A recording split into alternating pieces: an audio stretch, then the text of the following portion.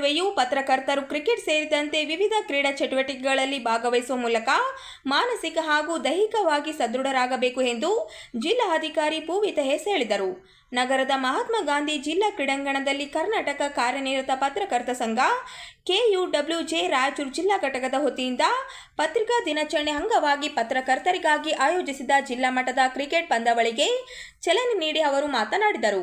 ಪ್ರಜಾಪ್ರಭುತ್ವದ 4ನೇ ಅಂಗವಾಗಿರುವ ಪತ್ರಿಕೋದ್ಯಮವು ಸಮಾಜದಲ್ಲಿ ಜಾಗೃತಿ ಮೂಡಿಸುವ ಮಹತ್ತರ ಜವಾಬ್ದಾರಿಯನ್ನು ನಿರಂತರವಾಗಿ ನಿರ್ವಹಿಸುತ್ತಿದೆ. ಸಾರ್ವಜನಿಕ ಸಮಸ್ಯೆಗಳನ್ನು ಬೆಳಕಿಗೆ ತಂದು ಜನರಲ್ಲಿ ಅರಿವು ಮೂಡಿಸುವ ಕಾರ್ಯವನ್ನು ಪತ್ರಕರ್ತರು ಮುಂದುವರಿಸಬೇಕು. ನಿತ್ಯದ ಕೆಲಸದ ಒತ್ತಡದ ನಡುವೆಯೂ ಕ್ರೀಡಾ ಚಟುವಟಿಕೆಗಳಲ್ಲಿ ಸಕ್ರಿಯವಾಗಿ ಪಾಲ್ಗೊಳ್ಳುವ ಮೂಲಕ ದೈಹಿಕ ಮತ್ತು ಮಾನಸಿಕ ಆರೋಗ್ಯವನ್ನು ಕಾಪಾಡಿ ಎಂದು ತಿಳಿಸಿದರು.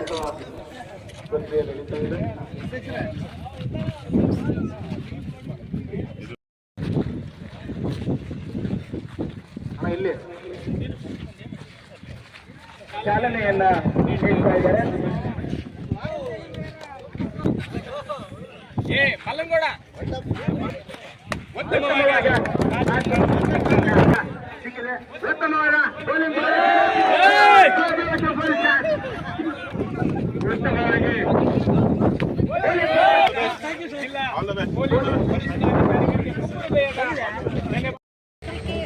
ದಿನಾಚರಣೆ ಶುಭಾಶಯಗಳು. ಎಷ್ಟೋ ಒಂದು ರೀತಿಯಲ್ಲಿ ಇದನ್ನು ಆಚರಣೆ ಮಾಡಬಹುದಾಯಿತು. ಆದರೆ ಈ ತರ ಒಂದು ಕ್ರಿಕೆಟ್ ಮ್ಯಾಚ್ ಆರ್ಗನೈಸ್ ಮಾಡೋದ್ರ ಮೂಲಕ ಈ ಒಂದು ದಿನಾಚರಣೆಯನ್ನು ಆಚರಣೆ ಮಾಡ್ತಾ ಇದ್ದೀರಾ. ಈ ಉದ್ಘಾಟನೆಯಲ್ಲಿ ನಾನು ಕೂಡ ಭಾಗವಹಿಸಿದ್ದೀನಿ ಅಂತ ನನಗೂ ಕೂಡ ತುಂಬ ಖುಷಿ ಆಗುತ್ತದೆ. ಈಗ ಪತ್ರಿಕೆ 4th ಪಿಲ್ಲರ್ ಆಗುತ್ತದೆ, ನಿಮ್ಮೆಲ್ಲರಿಗೂ ಗೊತ್ತಿದೆ. ಮೀಡಿಯಾ ಏನಿದೆ 4th ಪಿಲ್ಲರ್ ನಮ್ಮ ಡೆಮೋಕ್ರಸಿನಲ್ಲಿ.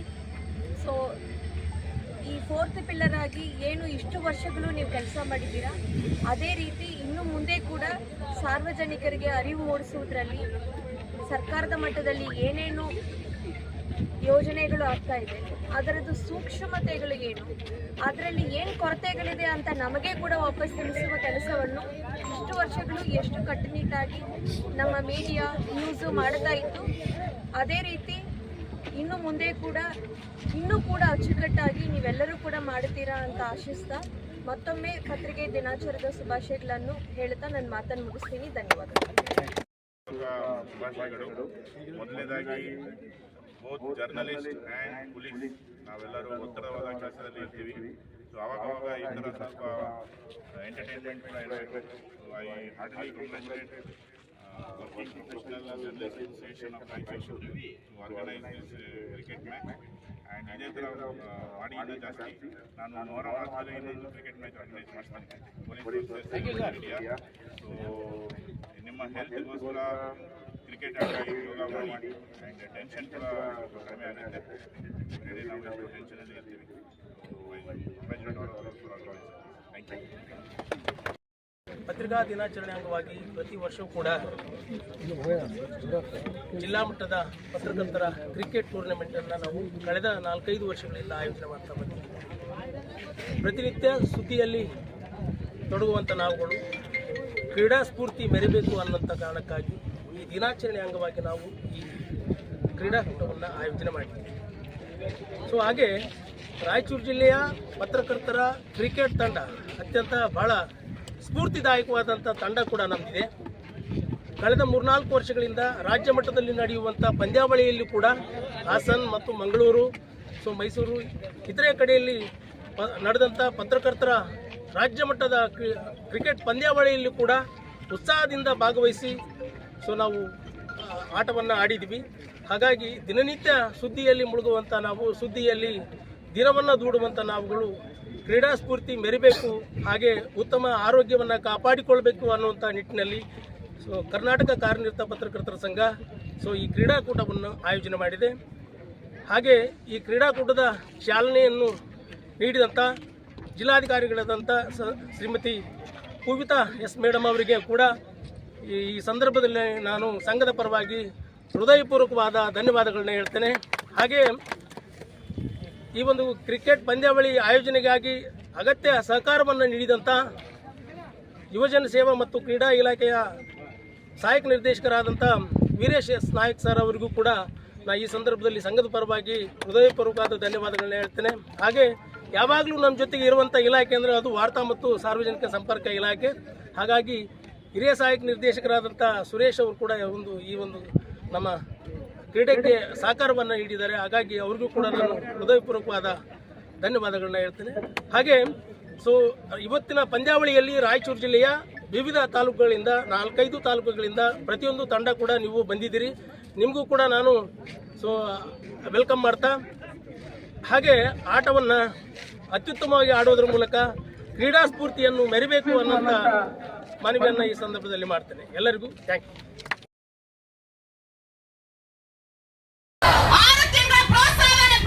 ಐದು ತಿಂಗಳಿಂದ ಬಾಕಿ ಇರುವ ಗೌರವಧನ ಹಾಗೂ ಪ್ರೋತ್ಸಾಹಧನವನ್ನು ತಕ್ಷಣ ಬಿಡುಗಡೆ ಮಾಡಬೇಕೆಂದು ಆಗ್ರಹಿಸಿ ರಾಯಚೂರು ಜಿಲ್ಲಾ ಸಂಯುಕ್ತ ಆಶಾ ಕಾರ್ಯಕರ್ತರ ಸಂಘದ ವತಿಯಿಂದ ನಗರದ ಟಿಪ್ಪು ಸುಲ್ತಾನ್ ಗಾರ್ಡನ್ನಲ್ಲಿ ಅನಿರ್ದಿಷ್ಟ ಅವಧಿ ಕೆಲಸ ಸ್ಥಗಿತಗೊಳಿಸಿ ಪ್ರತಿಭಟನೆ ನಡೆಸಲಾಯಿತು.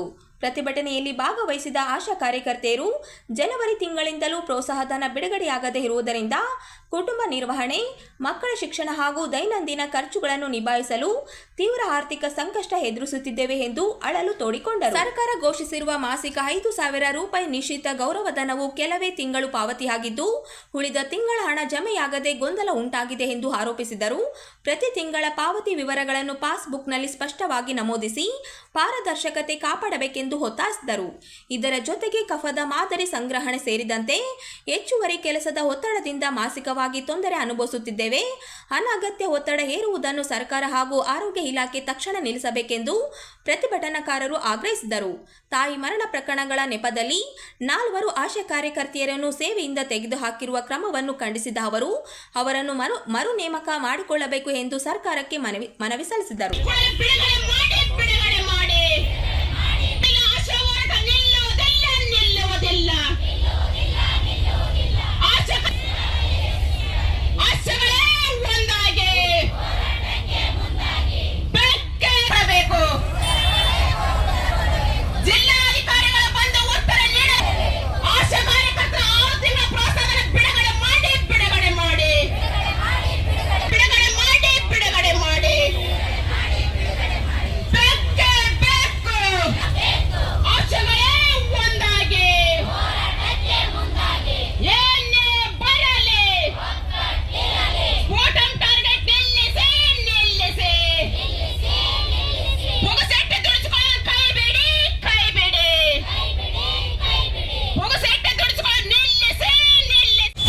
ಕಾರ್ಯಕರ್ತರು ನಾವು 6 ತಿಂಗಳಿಂದ ಪ್ರೋತ್ಸಾಹಧನ ಮತ್ತು ನಿಶ್ಚಿತ ಗೌರವಧನ ಬಿಡುಗಡೆ ಆಗಿಲ್ಲ ಸರ್.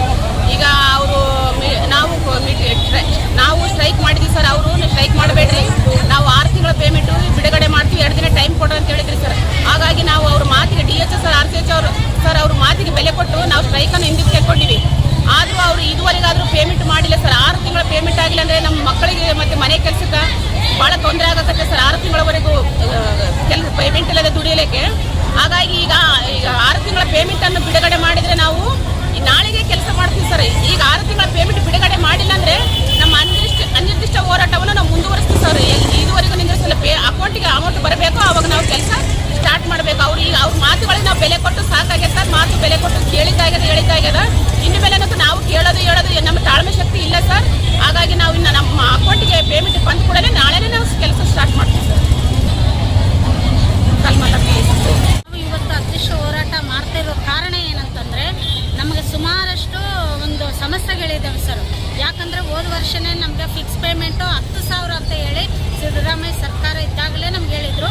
ಇದುವರೆಗೂ ಆಯಿತು, ನಮಗೆ 1.5 ವರ್ಷ ಮೇಲೇ ಆಯಿತು, ಯಾವುದೇ ನಮ್ಗೆ 10,000 ಇಡುಗಂಟನ್ನು ಕೊಟ್ಟಿಲ್ಲ.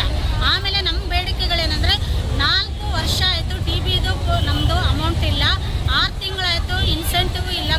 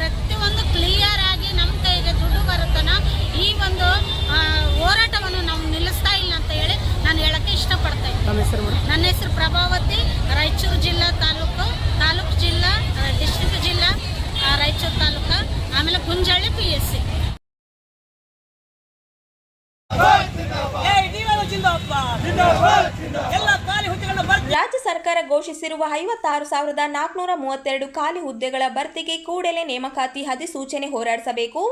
ಪರೀಕ್ಷಾ ಅಕ್ರಮಗಳನ್ನು ಸಂಪೂರ್ಣವಾಗಿ ತಡೆಗಟ್ಟಿ ಪಾರದರ್ಶಕ ನೇಮಕಾತಿ ಪ್ರಕ್ರಿಯೆ ನಡೆಸಬೇಕು ಎಂದು all India democratic youth organisation AIDYO ಆಗ್ರಹಿಸಿತು. ಕರ್ನಾಟಕ ರಾಜ್ಯ ಸಮಿತಿಯ ಕರೆಯ ಮೇರೆಗೆ ನಗರದ ತಹಶೀಲ್ದಾರ್ ಕಚೇರಿ ಎದುರು ಪ್ರತಿಭಟನೆ ನಡೆಸಲಾಯಿತು.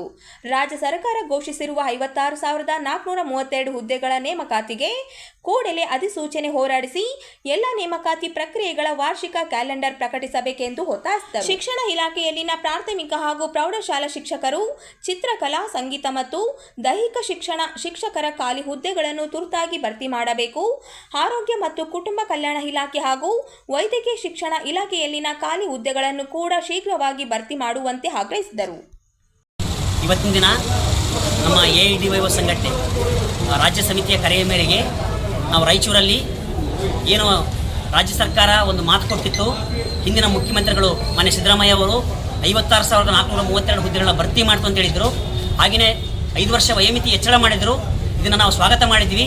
ಆದರೆ ಕಳೆದ 6-7 ತಿಂಗಳಿಂದ ಇವತ್ತು ಸಮಯ ವ್ಯರ್ಥ ಆಗ್ತಾ ಇದೆ. ಎಷ್ಟೋ ಜನ ಕೂಡ 5 ವರ್ಷ ವಯೋಮಿತಿ ಹೆಚ್ಚಳ ಆದರೂ ಕೂಡ ಅದರ ಲಾಭ ಸಿಗ್ತಾ ಇಲ್ಲ. ಈಗಲೂ ಕೂಡ ವಯೋಮಿತಿ ಮೀರ್ತಾ ಇದೆ.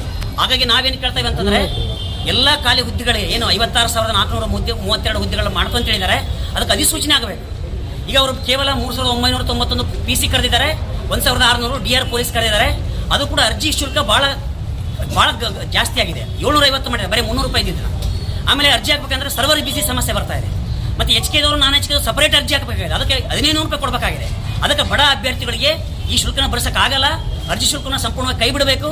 ಪರೀಕ್ಷೆ ಬರೋದಕ್ಕೆ ಅವರಿಗೆ ಉಚಿತ ಸಾರಿಗೆ ವ್ಯವಸ್ಥೆ ಮಾಡಬೇಕಂತೇಳಿ ನಾವು ಒತ್ತಾಯ ಮಾಡ್ತಿದ್ವಿ. ನಾವು ಹಂತವಾಗಿ ಹೋರಾಟವನ್ನು ಮಾಡಿದ್ವಿ. ಇಡೀ ರಾಜ್ಯದಾದ್ಯಂತ ಇವತ್ತು ನಡೀತಾ ಇದೆ ಹೋರಾಟ. ಅದರ ಭಾಗವಾಗಿ ನಾವು ರಾಯಚೂರಲ್ಲಿ ಕೂಡ ಪ್ರತಿಭಟನೆ ಮಾಡಿ ತಹಶೀಲ್ದಾರ್ ಮೂಲಕ ನಾವು ಮುಖ್ಯಮಂತ್ರಿಗಳಿಗೆ ಮನವಿ ಪತ್ರವನ್ನು ಸಲ್ಲಿಸಿದ್ವಿ.